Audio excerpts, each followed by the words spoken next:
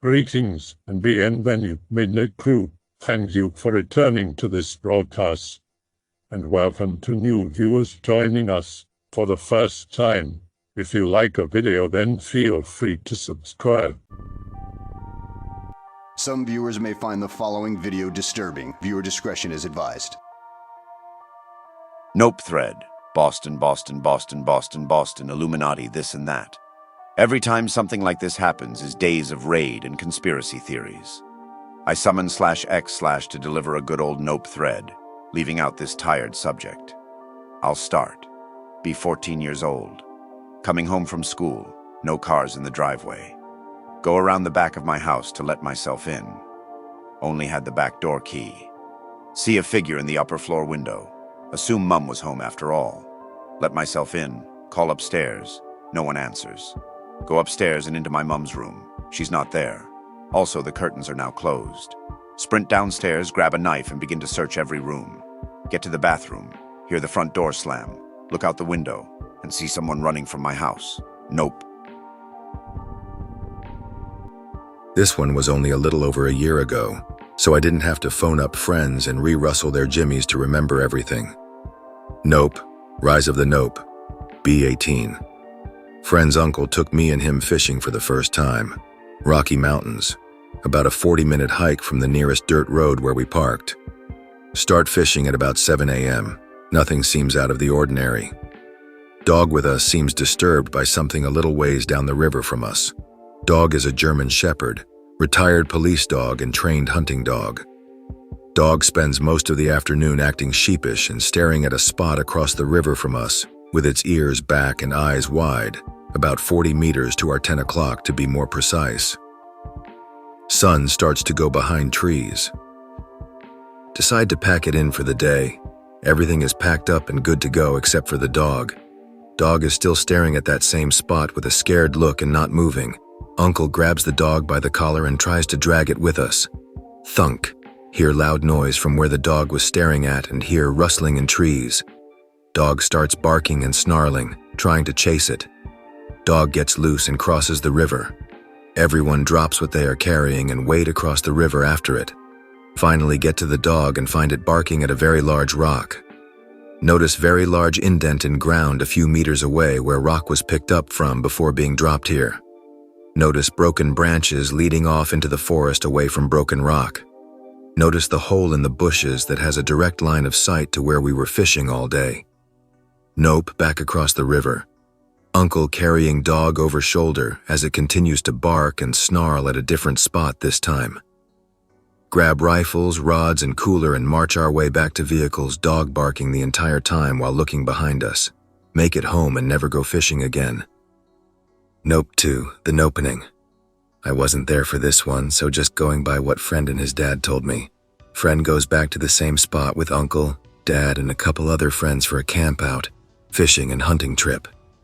Bring a large camping trailer and park it in a clearing in a woods, about halfway between road and river. Spent day fishing, drinking, shooting the shit around a campfire. Nobody paying attention to the dog. Spend the night in the trailer and notice that the dog isn't there.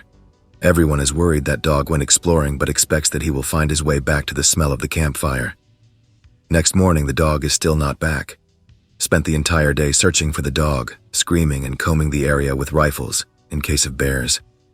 No luck. Light campfire for the dog, but spend the night inside the trailer this time. Next morning rolls around. Not much sleep was had. Dog still missing. Spend afternoon searching again. Mood at the campsite goes from optimistic to somber. Everyone decides to extend the 2-night camping trip for a few more days in order to find the dog. Nope 2.5. Revenge of the Nope. No one goes fishing, no one is drinking, no one is having fun anymore. Night comes again. 5 people just huddled around a campfire and waiting. Hear loud crunching from trees. Everyone brings up rifle optics to see what it was. Too dark to see even with flashlights. Large rock is thrown at the trailer, scaring the piss out of everyone. 2 shots are fired in the direction the rock came from to scare it off. Everyone piles into the trailer. No sleep was had that night. Sun rises again for another dreadful day. Spend a day in the trailer playing cards and killing time waiting for the dog. Nobody even mentions the dog on this day. Late afternoon comes around. Everybody is tired from the sleepless night. Everyone is in bed by supper time. Night comes once again. Everybody is awake and ready this time. Rifles and flashlights aimed out windows. Let's do this. JPEG. Uneventful night, everybody getting bored. Hear one soft clang against the door. Sounded nothing like rocks being thrown the night before. Everybody stays at their window. High-powered flashlights flick on and scan every angle around the trailer. Nothing. Morning finally comes. The only eventful part of the night was soft clang against the metal door and smell of pants being filled. Dad opens the door and steps out of the trailer. Crunch. Steps on a jawbone, a canine's jawbone.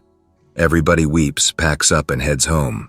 Friend and his dad built a little memorial for the dog in the backyard and a wooden statue of him on the fireplace mantel. Friend's uncle ends up selling his vacation cabin just a few kilometers away from the campsite and never goes back to hunt or fish there again. Be like 11 or 12 in the morning, can't sleep. Best friend rings me up, and I can't sleep either. Decide to get drunk and chill in some woods we usually got drunk in on weekends. Been raining hard, so it's difficult to move through some thick mud. Best friend brings out the bourbon. Drink for a few hours, friend needs to piss. Wait like 40 minutes, he doesn't come back. Call out for him to hurry up so we can go back home. Feel like someone is behind me, turn around and it's my friend. Ask him what he's doing. No answer. Ask again. No answer. Notice he's twitching. Start walking over to see if he's all right, but something doesn't feel right. He grumbles my name. It's deeper and gravely. This guy has a soft-ass voice usually. Starts stumbling towards me, grumbling my name. Freak out and sprint through the woods. Trip and mess my foot up. He's only like 40 feet, just stumbling. Speed limp my ass back to my apartment. Wait a couple hours and call my friend to make sure he's all right.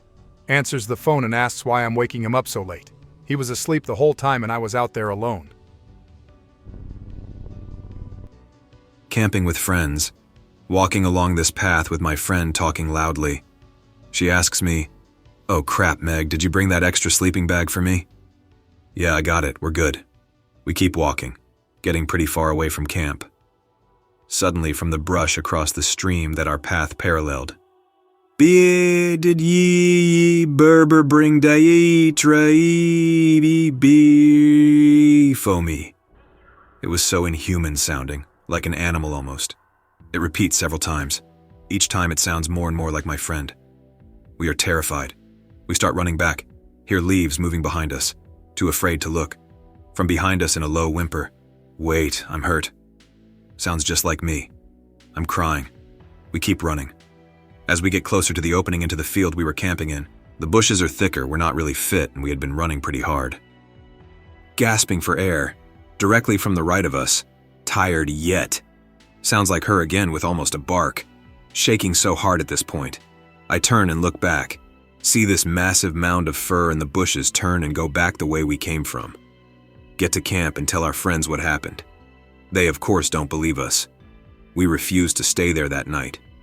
Get in her car and drive to town and sleep in a cheap motel. About 10 p.m., her phone rings. Friends at the camp. "Jesus, will you guys give it up? It's been 2 hours, you're not scaring us, just keeping us from sleeping." Friend gets hysterical, telling them to leave. They're convinced we drove back there and are in the woods yelling that we're hurt and for them to come help us. I turn up the motel TV and let them hear that we're in town. They hang up immediately and drive to our motel and spend the rest of the night. Next day we go back for our shit and never go camping again. Walking home after work at 2 a.m. No cars on the road. Barely any light at all, except a flickering street lamp ahead of me. See someone walking in my direction, but on the other side of the street. He appears to be wearing a long coat, all black clothing, walking with his head down and long hair blocking his face.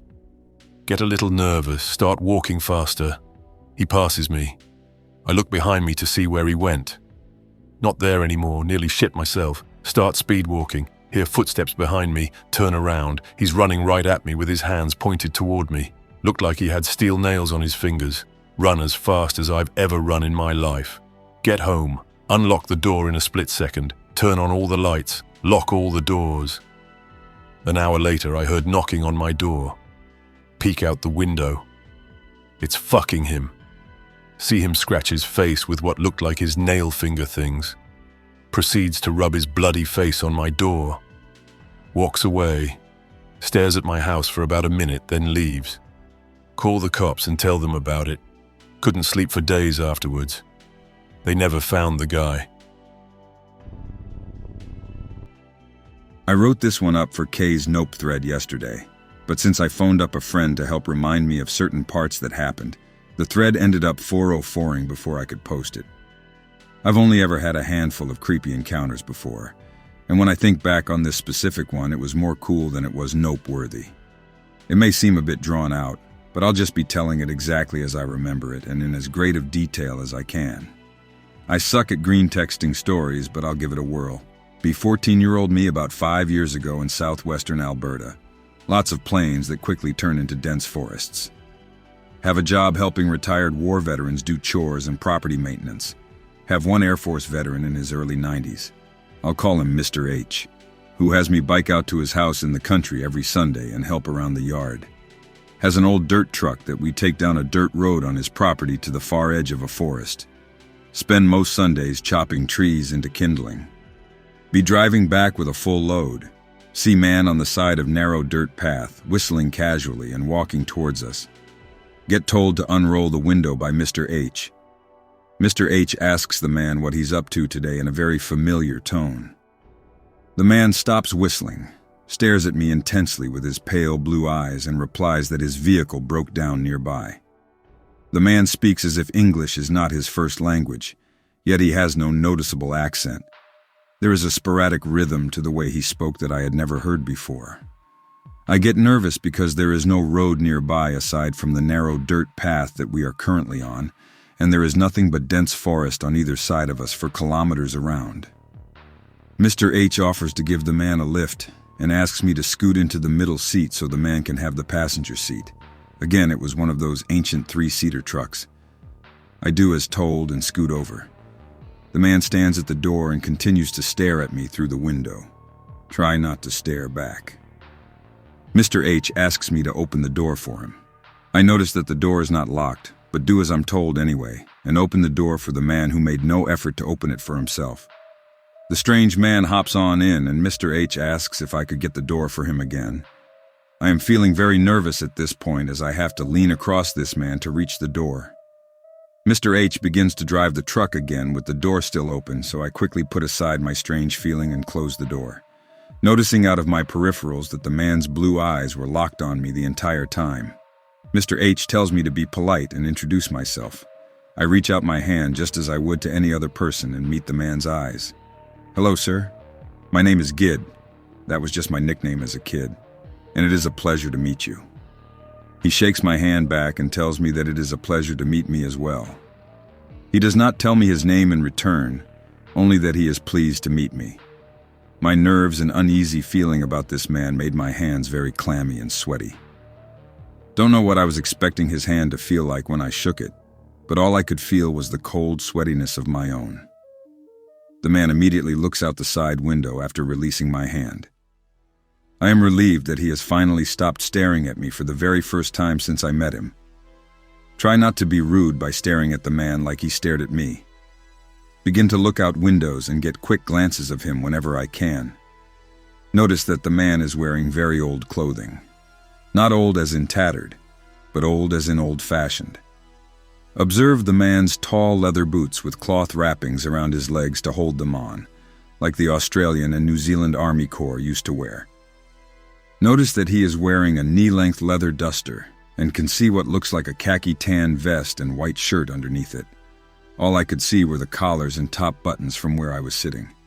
The man has a very old-timey mustache and his black greasy hair combed back behind his ears. I estimated his age to be around 50, but couldn't be sure. It struck me as odd that a man of his age, or what I guessed his age was, had such pale, fair skin. No red nose, red ears, or squinty eyes like most outdoorsy people have by his age. Putting all of this aside, I sit quietly and listen to Mr. H speak up briefly. Mr. H asks the man how things at home have been. The man spends the next 20 minutes talking about his wife and young daughter being healthy and happy, always having dinner ready when he gets home. Nothing too unusual. Neither myself or Mr. H get in a word as the man is talking. He continues on about home and what he has been up to lately in his strange and unique accent. He is still staring out the window, the very same way he did immediately after he shook my hand. I continue to think nothing of it and just be glad that he isn't staring at me. The man changes topics on his own accord as if he enjoys talking about whatever was on his mind. He begins to tell a story about a bear that he killed just last week. It had been tearing down their laundry and scratching the side of his house almost every night for a couple weeks, and he finally got sick of it. This is why I assumed he was an outdoorsman and was puzzled by his appearance.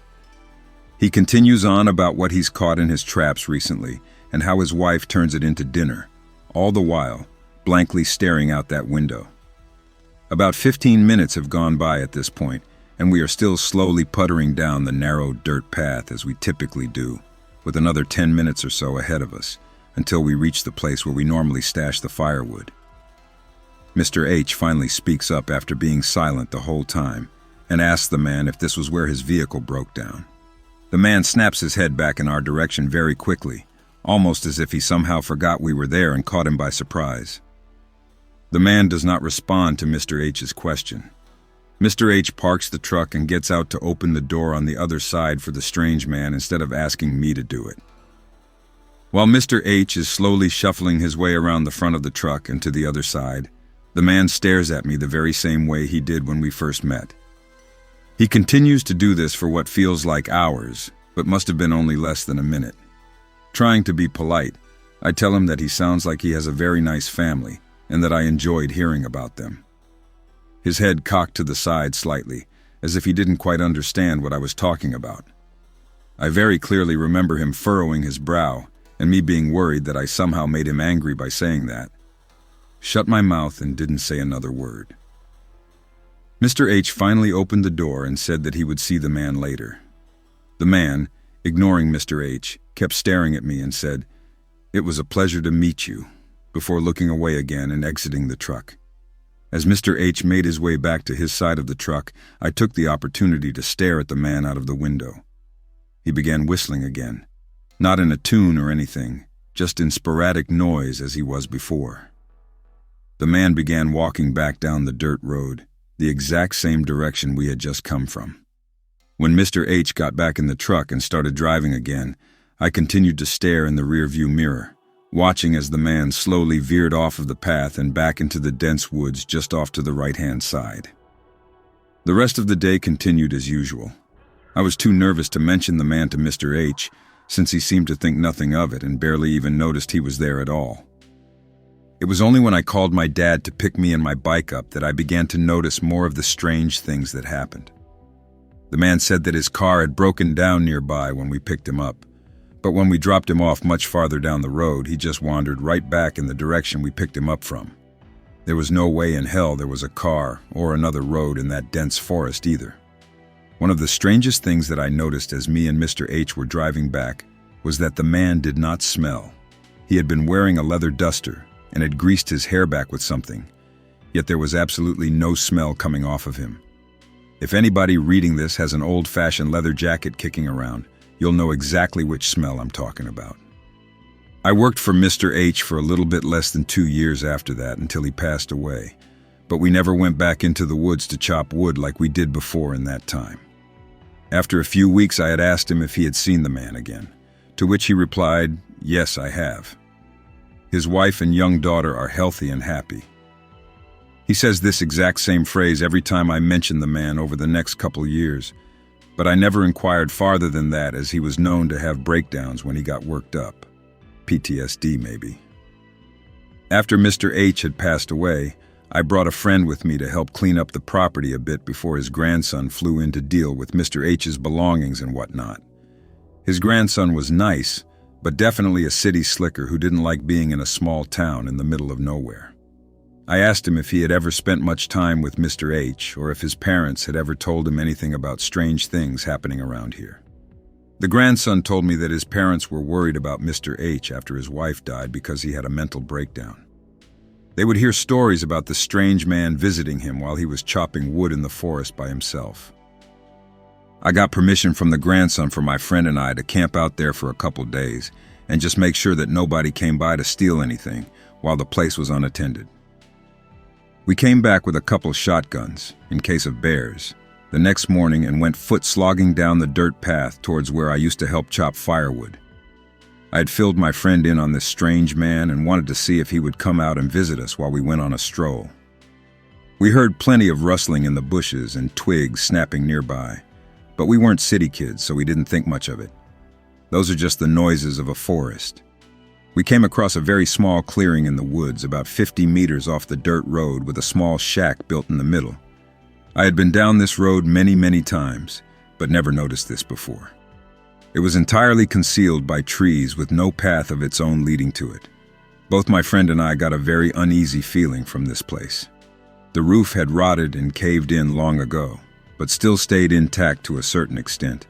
There were the flattened remnants of a child's wooden horse toy rotting and flattened into the ground, and there was a frayed rope coming from the corner of the roof that caved in and leading to a rotten pole that had cracked in half and fallen on the ground. A clothesline was my best guess. My friend, who was a lot braver than me, removed his pocket flashlight from his vest and wanted to take a quick peek inside of the small shack. I convinced him not to do so, and instead sit on the edge of the clearing with me and see if we could hear anything first, like whistling or footsteps or any noise that just didn't belong. The whole place gave me the creeps, and I was pretty unsettled by the tiny house for some reason. The way that the tall trees blocked the sunlight from getting to it was eerie. It just didn't belong there, and it didn't sit well with either of us after taking a breather for a good 10 minutes. We finally manned up after our rest and decided to poke our heads in and see what was in there. My friend went first. He kicked down the last remnants of the rotten wooden door and poked his 870 inside with the flashlight aiming down the barrel.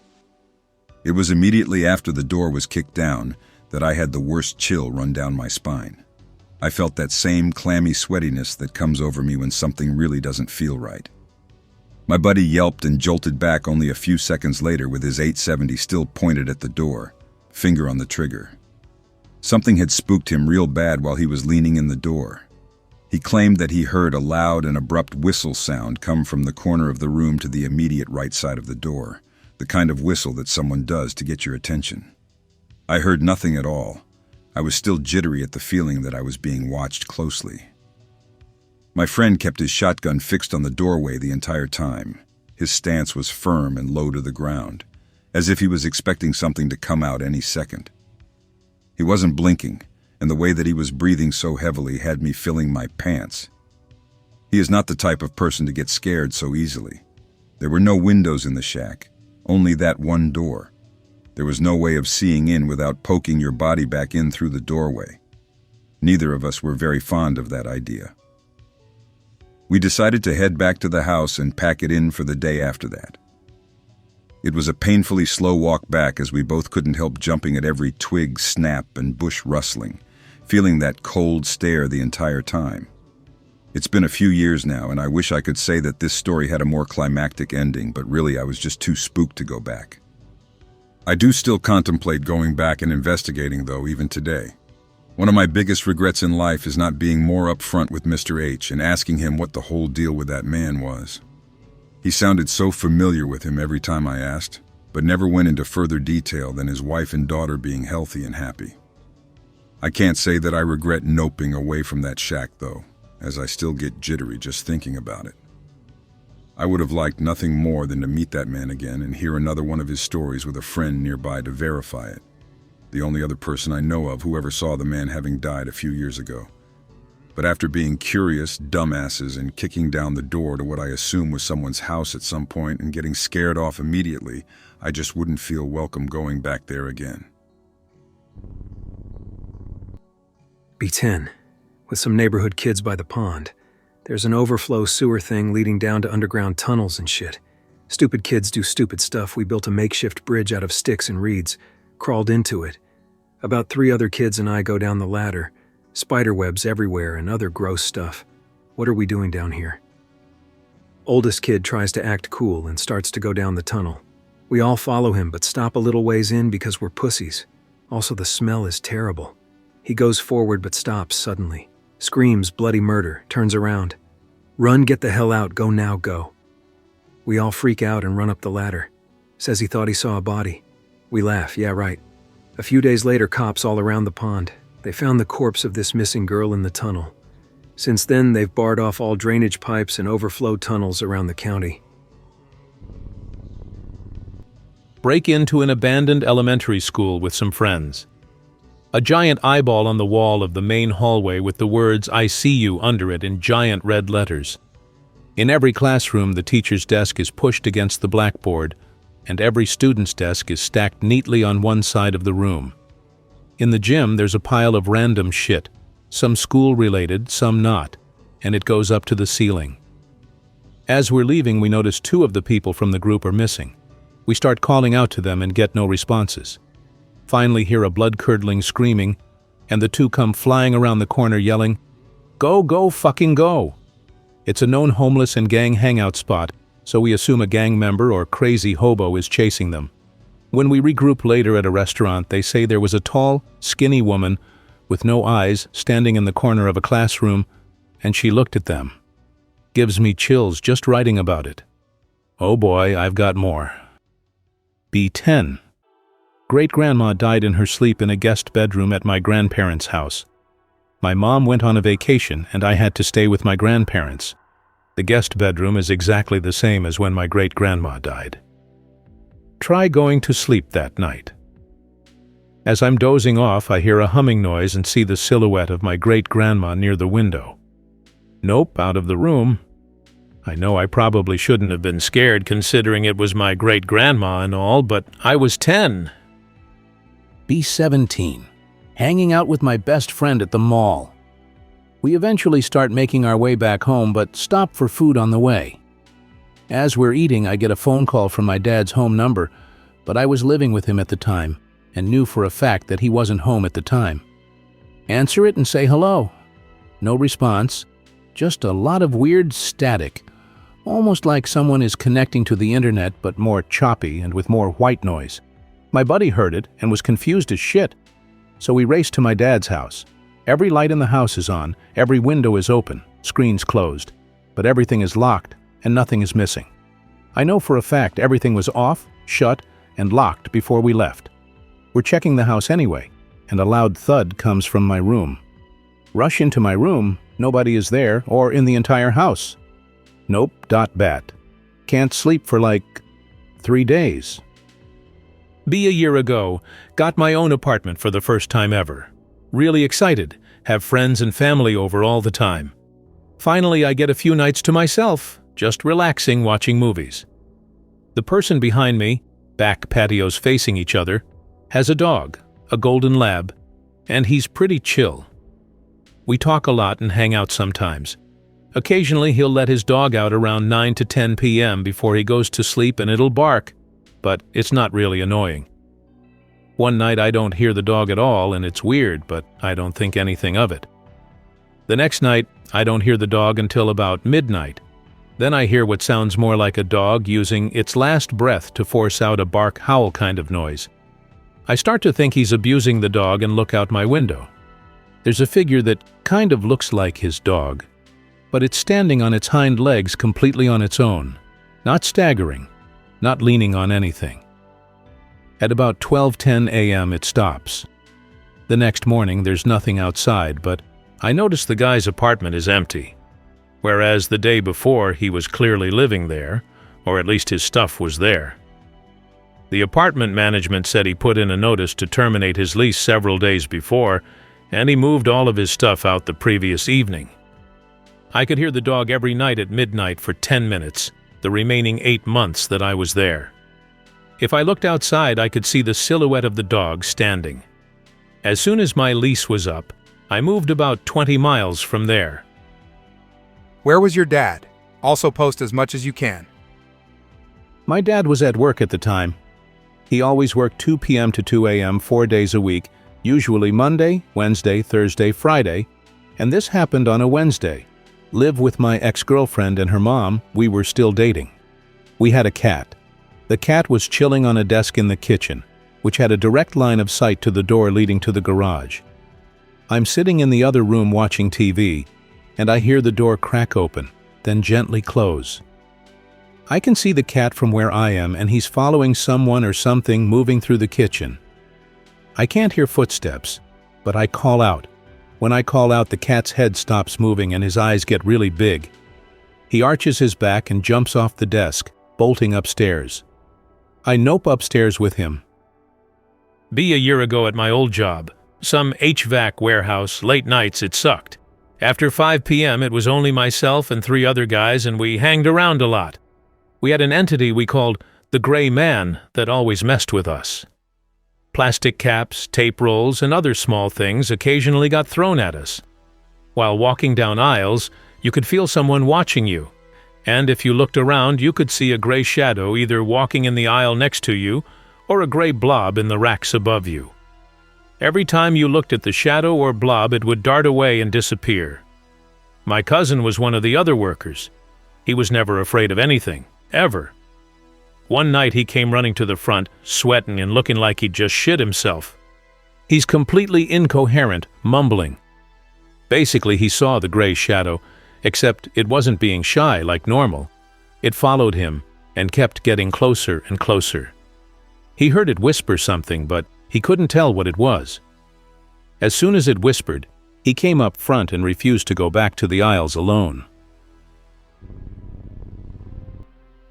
Beamy, 13. Live in a 3-family house, 1 apartment per floor, in an industrial area of Queens. Just me and my dad on the 2nd floor, shady drug dealers on the 3rd always blasting music, and little 83-year-old Mrs. Andreas. Summer of 03, 11 at night, started being a pothead that summer. Get munchies, decide to go to 7-Eleven on the corner. Walking down the stairs, I see my superintendent halfway in the threshold of Andreas's door, arguing with her about something. I slip by unnoticed. 'Cause I'm high, don't want to be noticed. On the outside, look through the square glass of the entrance door. He looks fuming, pissed, still arguing. Get Airheads and Slurpee because Airheads and Slurpee. About to walk through the door, look through the glass to make sure awkward shit is done. Nope.jpg. My superintendent's feet are sticking out of Andreas's doorway and are clumsily being dragged in.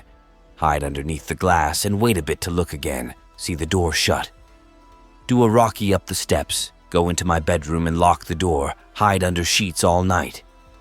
Next morning, tell Dad, he laughs. Wait out the days, when a stench stinks up the whole place. The New York City Fire Department is called in, break into Andreas's house. Superintendent's rotting corpse inside, Andreas nowhere to be found. Shit still freaks me out. Be middle school me, be at summer camp. It was one weekend in late September or early October. Be staying in shitty one-room cabins with a bunch of bunk beds. It's just me, my friend, and 3 or 4 younger girls I don't know. Wake up in the middle of the night, can see clearly because the younger girls insisted on keeping the lights on. Look over to see a friend sitting on one of the bunks parallel to me. Has the creepiest smile on her face. Blank stare, face-splitting grin, stares straight at me, not even blinking for almost a solid minute. I'm creeped out at this point, but exhausted enough that I don't give a shit. Pull the covers over my head and try to ignore it. After at least 10 minutes of her just staring at me, she gets up and walks across the cabin. Stops next to my bunk. I can just feel her staring at me. Finally, I hear her walk away, open the cabin door, and leave. Gust of wind comes from outside, blowing out pilot light on the tiny, shitty gas heater in the cabin. I have to go relight it since I'm the only one awake, and the cabin will get freezing cold without it. Get out of the bunk, reach over to get my lighter out of my bag on the floor, happen to glance into the bottom bunk. Friend is dead asleep in there, covered in blankets. Lock cabin door, cover windows, relight heater. Try to sleep, fail miserably. I went on that trip a couple years in a row and have quite a few stories, despite only being there for a couple days each time. The other ones aren't quite as solid, but I'll try to remember some. That entire camp in general was creepy, and things were a bit unsettling all the time. It was located in the Smoky Mountains, so it was super foggy most of the time, earlier than 10 a.m. and later than 8 or 9 p.m. Hanging out with a group of friends in a field near cabins. It's early evening, and the fog is extra thick. For whatever reason, a group of friends disperses, and we all start running around in the mist. Friend from the first story suddenly comes running back, calling some of us together. Says she saw a certain dog that had hung around the campsite the year before, and that she loved. She followed after him and ended up at one of the fire pits. There was a campfire going and a group of really cool old people there. The rest of us are curious, but slightly weirded out, since the campsite is the only thing for miles, and no one is allowed there except the group who pays for the cabins. At the time, our church. We followed her to the campfire. It had only been a couple minutes since she had left it, but no one was there. Fire was going though. What? Also, turns out the dog she said she saw had died the previous year. Me and that same friend, who was my best friend at the time, and who I spent most of my time with, as you could tell, didn't get along very well with the younger girls we were bunking with that year. They were bratty, and we were bossy. The two of us had wanted our own cabin room, but they ended up needing the space, so settled for just intimidating and bossing them into doing things the way we wanted to. Now, the cabins themselves were made up of 3 separate rooms. These rooms are what I call cabins in my first post, because it was easier to explain. Each one of them was just the same tiny room with a couple sets of bunk beds and 1 heater. Each room opened straight outside. They had absolutely no insulation and were basically just giant popsicle stick houses. We arrived at night and immediately went to separate into our bunks, then had to go to sleep. I didn't get to explore anything until the next morning. When I did, I realised our cabin actually had an attic room. There was a staircase wrapping around the side and back leading up to it. See the stairs, get excited, rush back to the room. Tell friend, some of the younger girls over here. All of us want that room for ourselves. Me, friend, and the 2 less annoying girls follow us up the stairs, pretty rickety.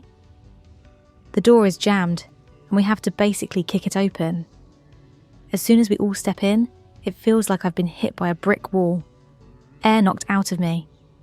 I couldn't breathe, fell over, and had to grab onto one of the single beds. Ceiling too low for bunk beds, to keep my balance.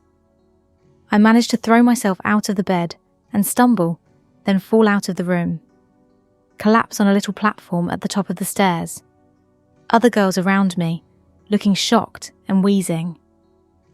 I slammed the door shut because wow, fuck that. Once we get our collective breath back, we talk and realise we all felt the same thing. The girl at the back said as soon as we stepped in, we just keeled over. WTF, mate. Agree, none of us are ever going back up there. This happened nearly a year ago in 2012. Moved to a different city alongside a friend to study. He invited me to live in his aunt's house. They get some space so I can get a room for myself. Be using my laptop minding my own business from around 10 p.m. to midnight. Suddenly something hits the window loudly. Sometimes it's passive knocks like if they were calling me, but some other times it's loud hits. Move the curtain but nothing is in there. This starts happening a lot of nights, but I am not scared. My friend is kind of an asshole, so I took it as some sort of a bad joke from him. One day the knocking and loud hits kept happening, so I yelled at him to calm down. The hit is louder than before. Get mad. Close both entrance doors so whoever is outside doing this will stay there and sooner or later will try to get in. No one ever comes in. Talk to him about it. He says he didn't hear anything but my yelling. He then moved to the room with me and the hits and knocking stopped at some point, but never happened when he was there. I still believe it was some sort of a bad joke, rather than a ghost or anything really, but I am surprised I never caught anyone in the middle of this. I was too mad thinking it was a joke, so I was never scared. Though it really seemed like they punched the window, and by the sound of it, it must have hurt if they punched it that hard. I nearly drowned 3 times in my life. The first one was when I was about 8 or 9 years old. Be happy, little me. Go to visit my great-aunt's house with my mum. Mom and aunt go inside to talk and I stay outside to play. Playing near a pool that was under construction at the time. Only thing left was the waterfall and the finishing touches, so it was usable. Had just gotten one of those dino egg toys that come with a random dino baby inside and some slime around it to simulate a real egg. The pool had a pipe on the edge where a little waterfall was going to be built. It was turned on because my cousins were swimming before they went inside. They were older and hated children. The pipe is upside down L-shaped, so to reach the water and clean my rad new pterodactyl, I had to grab the base of the pipe and suspend myself to reach the flowing water. Pipe comes off the ground. Oh, fug, fall into the water. Can't, for the life in me, grasp the concept of swimming like an intelligent animal. Start flailing wildly and trying to scream for me, Mum. Swallow water, panic mode engaged, get flailer and wilder, start to sink. Can't go up anymore for some reason. Need to breathe so bad I remember the feeling to this day. Auto instinct kicks in, breathe in a little water before stopping for lung pain explosion-related reasons. These were moments of pure despair and guttural dread. It's the most horrible feeling I've ever had. Suddenly I became extremely calm. That's it, man. Start to black out. It's as if a movie was ending. Things started to blacken from the edges to the center. As I'm blacking out, I can sort of see a dark mass right in the center of my vision on the corner of the pool. It's as if 1,000 spiders weaved black webs in the same corner. 2 green dots brightly pointing at me in the middle of it. Only thought is, Vision is completely black now. Hear an explosion-like sound. Pass out. Wake up, don't know how much time later. Puking and coughing the Atlantic Ocean out of me. Mum doing CPR like one of those movies. Mom and Aunt were crying madly. Put me in the car. After throwing up and coughing like a madman, I got to the hospital and the doctors put some tubes in me for a while. Ribs hurt like motherfucker, could barely move. Get healed after a few days and go home. No one was able to find my dino friend. Later, Mom told me she only went outside because she had this gut feeling something bad had happened. Says no one heard any screams, even though the house is like 5 meters from the pool. Never went near a pool again. Well, Mao, just kidding. Mother made me go for swimming classes the month after I got all better, so shit like that would never happen again. I hope that you enjoyed tonight's broadcast. If you enjoyed tonight's story, then please subscribe to the channel as more Greentext will appear daily. A new broadcast will appear when the clock strikes midnight Central Time.